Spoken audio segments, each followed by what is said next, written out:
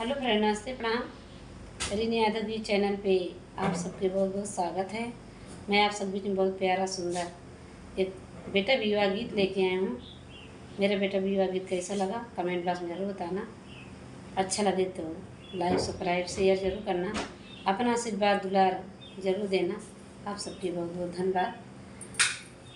मैं पी बैठी बोलाई काली कोयालिया निमिया पी बोलाई दुई मोर जी मड़े भीतर से बोलाई दुल्हे कावाने राम दित मोरे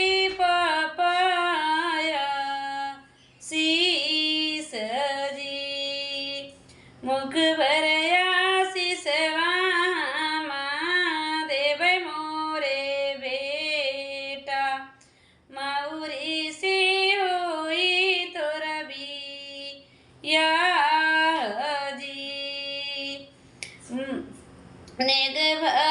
दहेज का मांगन जीनी कर मोरे बेटा बहुला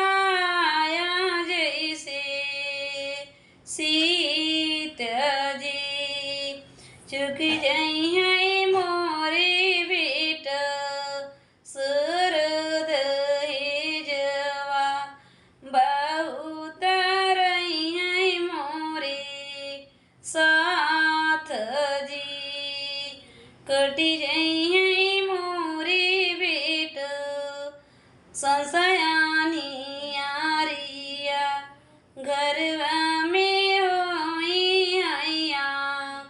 जोर जी मड़े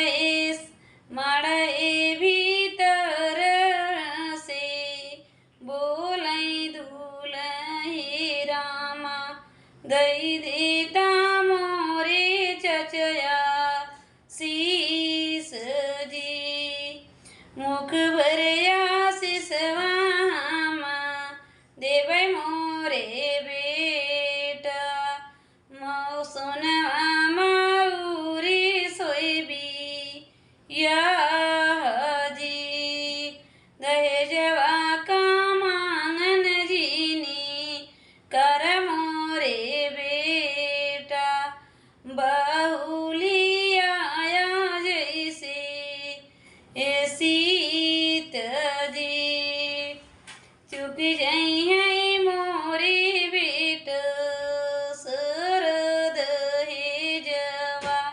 बहुत रही है मोरे साथ जी कटी जाई है मोरी बेटा संसयानी आरिया हो जाई है